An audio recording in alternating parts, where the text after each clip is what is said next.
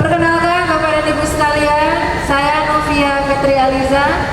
Saya salah satu bagian dari tim psikolognya LPKA Universitas Muhammadiyah Yogyakarta.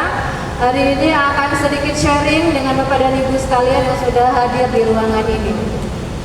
Topiknya adalah betapa pentingnya dukungan orang tua untuk kesuksesan mahasiswa kita, anak-anak kita dalam menjalankan pendidikan di perguruan tinggi, dan itu juga nanti impact-nya ke depan ketika nanti mereka menjalankan peran sebagai masyarakat yang dewasa yang mungkin nanti akan menjadi Pak Rektor di sini ya, yang nanti juga mungkin akan menjadi Bapak BPH mungkin sekalian.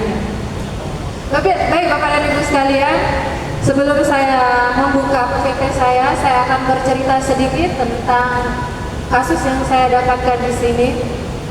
Suatu hari Bapak dan Ibu sekalian datang ke ruangan saya di LPKA itu, kami punya ruangan konseling psikolog ya.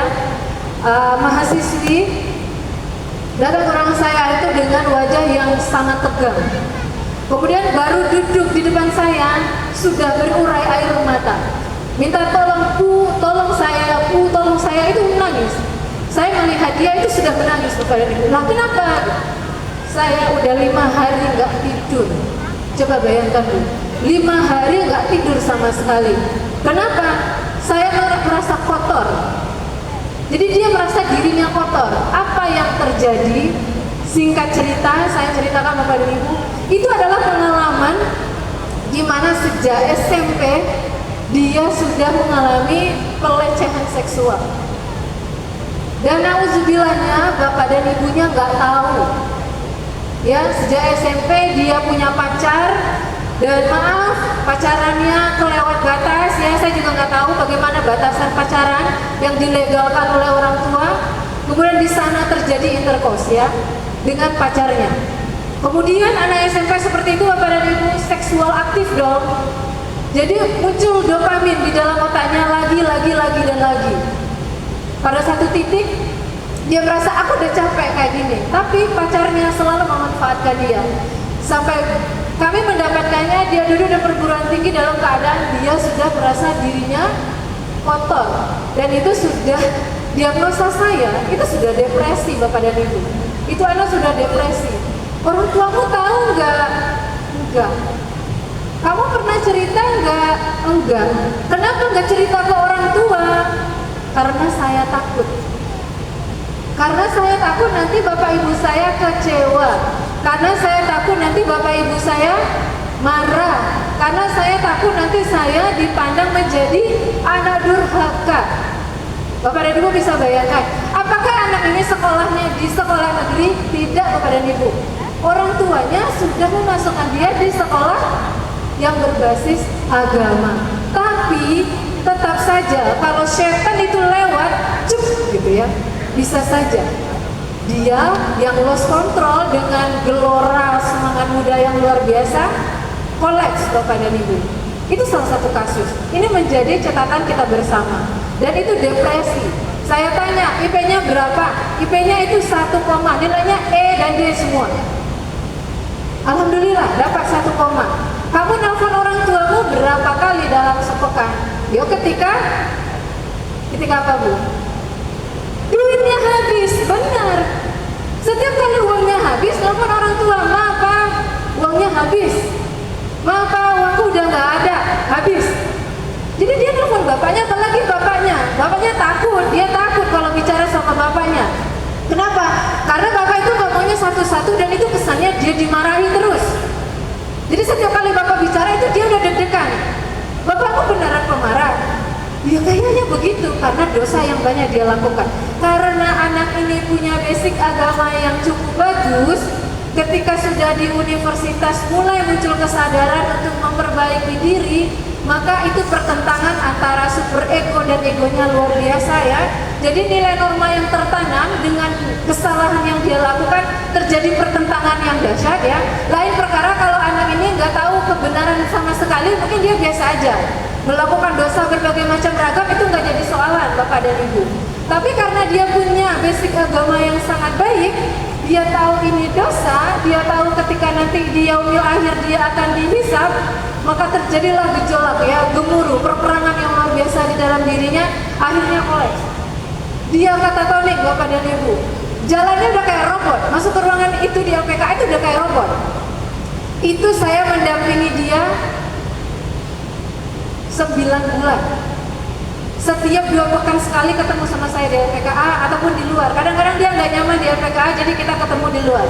Alhamdulillah Bapak dan Ibu, dia bisa kembali tidur. Target saya itu, dia bisa menerima dirinya dan dia bisa kembali tidur.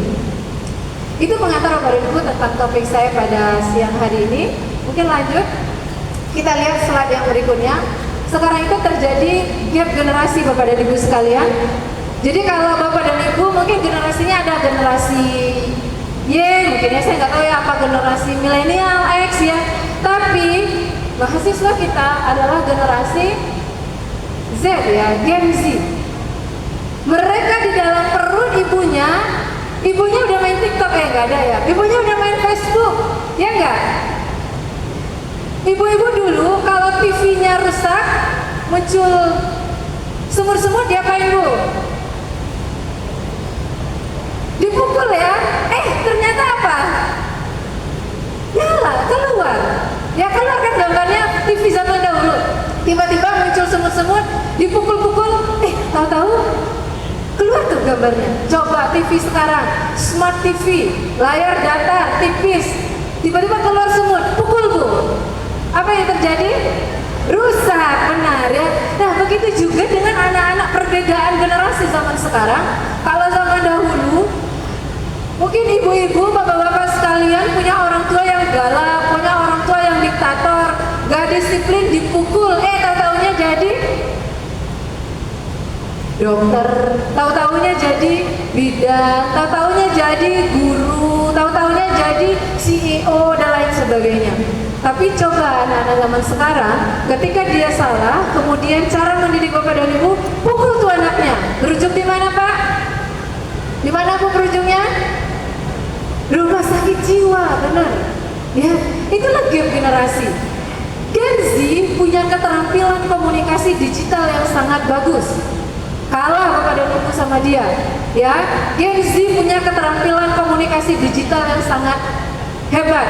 Mereka bukanlah orang-orang yang kesepian. Kenapa? Melalui sosial media mereka merasa bahagia. Tapi ketika dihadapkan dengan dunia nyata, beberapa dari mereka, sebagian dari Gen Z mengalami kesulitan. Seperti itu. Sehingga Bapak dan Ibu gapnya luar biasa antara generasi Bapak dan Ibu dan generasi anak-anak. Kemudian di sini sedikit Bapak dan Ibu, ini tahun lalu kasus yang masuk ya ke dalam ruang konseling kami di LPKA itu hampir 750 kasus. Tahun ini meningkat mendekati angka 1000 Bapak dan Ibu. Tahun lalunya lagi itu sedikit, hanya 600. Sebelumnya lagi itu 500. Sehingga trennya Bapak dan Ibu dari tahun ke tahun terjadi peningkatan pasien kami di ruangan LPKA, ruangan konseling LPKA. PEX dulu Mas, belum yang ini, yang tadi, yang sebelumnya. Nah, dari semua kasus itu yang kami tangani Bapak dan Ibu, ini kebalik ya, yang akademik itu sedikit aja, sedangkan yang non akademik itu lebih dari 600-an. Apa saja kasusnya yang non akademik itu Bapak dan Ibu? Kita lihat slide yang berikutnya. Yang non akademik itu kami pernah menangani mahasiswa, praktek bunuh diri. Kami pernah menangani kasus mahasiswa di otaknya itu ide bunuh diri yang luar biasa. Self-harm Bapak dan Ibu, coba perhatikan anaknya ada bekas-bekas sayatan juga. Jangan sampai kita nggak tahu anak kita ternyata sudah melakukan praktek self-harm sejak sekian tahun yang lalu. Yang sekarang tren adalah mereka biar nggak ketahuan di tangannya, yang disayatnya pahanya Bapak dan Ibu. Jadi disayat paha katanya mengkonversi rasa sakit di dalam jiwa dikonversi ke fisik, sehingga kesakitan mental yang dirasakan dia pindahkan ke kesakitan fisik. Kemudian depresi banyak Bapak dan Ibu, bipolar, OCD dan lain sebagainya. Sehingga dukungan orang tua itu sangat penting Bapak dan Ibu. Kenapa itu penting? Kita tahu mahasiswa masuk perguruan tinggi dia fase adaptasi dengan dosen, adaptasi dengan lingkungan baru, pola hidup yang baru sebagainya. Itu shock mereka ya. Kemudian yang kedua, adaptasi dengan manajemen waktu. Yang tadinya hidupnya stabil ya, pergi berangkat jam 5, pulangnya jam 3 misalnya, sekarang nggak kayak gitu lagi. Maka mereka perlu didampingi oleh orang tua. Kemudian beban akademiknya berbeda antara perguruan tinggi dan SMA. Lalu tekanan sosial, ini yang paling penting. Tekanan sosial makin hari makin membuat anak-anak kita mengalami permasalahan yang cukup serius. Kemudian next kita lanjutkan. Nah ini Bapak dan Ibu, dukungan emosional ya, dukungan emosional untuk mahasiswa itu perlu. Jangan sampai anak kita ketika dia mengalami masalah, orang pertama yang dia ingat ketika dia mengalami masalah itu harus Bapak dan Ibunya, nggak boleh orang lain. Jangan sampai, apalagi teman yang kenal lewat IG, teman yang kenal lewat akun TikTok dan lain sebagainya. Jadi kuncinya menjadi orang tua saat ini Bapak dan Ibu setelah beberapa tahap ini adalah mendengar aktif Bapak dan Ibu. No blaming, no judge me. Jadi gak boleh judging Bapak dan Ibu, gak boleh judgment untuk anak-anak kita. Terima dia, dengarkan dia, lalu di sanalah kita masuk Bapak dan Ibu. Karena ingat, gap generasinya berbeda. Supaya apa?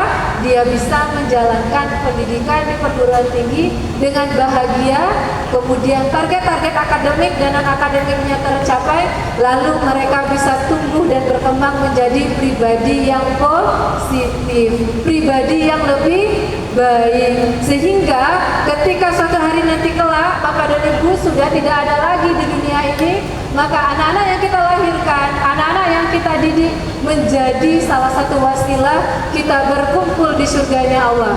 Amin ya rabbal alamin. Kemudian yang terakhir Bapak dan Ibu, ini sama ya, lanjutan dari tadi. Kata kuncinya adalah komunikasi yang efektif. Komunikasi yang efektif bukanlah komunikasi yang interrogatif. Komunikasi yang efektif adalah setelah melakukan komunikasi, Bapak, Ibu, dan anaknya mengalami kebahagiaan setelah itu. Jadi kata kunci setelah berkomunikasi itu harus ada rasa puas dan rasa bahagia. Baru sampai pesan-pesan itu kepada komunikannya. Itu mungkin Bapak dan Ibu sedikit pengantar dari saya terkait parenting yang akan dilakukan agak sedikit berbeda antara perguruan tinggi dan sekolah menengah dan lain sebagainya, sehingga perlu komitmen dari Bapak dan Ibu. Meskipun anaknya sudah memasuki jenjang perguruan tinggi, tetapi mereka tetap membutuhkan pengawasan, mereka tetap membutuhkan dukungan emosional, mereka tetap membutuhkan dukungan psikologis. Meskipun mereka dianggap sudah menjadi manusia yang dewasa, tetapi rambu-rambunya Bapak dan Ibu harus perlu menekankan itu. Dari selama saya praktek Bapak dan Ibu, apapun teknik terapi psikologis yang saya pakai, yang paling powerful itu adalah pendekatan agama Bapak dan Ibu. Sehingga itu bisa menjadi kata kunci Bapak dan Ibu untuk terus-menerus menanamkan keyakinan-keyakinan agama kita kepada seluruh aspek kehidupan anak-anak kita. Itu saja mungkin dari saya Bapak dan Ibu sebagai pengantar. Mungkin berikutnya Bapak dan Ibu bisa nanti kita bisa punya hotline ya, kita punya Instagram, punya hotline WA untuk menerima keluhan dan konsultasi dari semua mahasiswa se-UNY ya.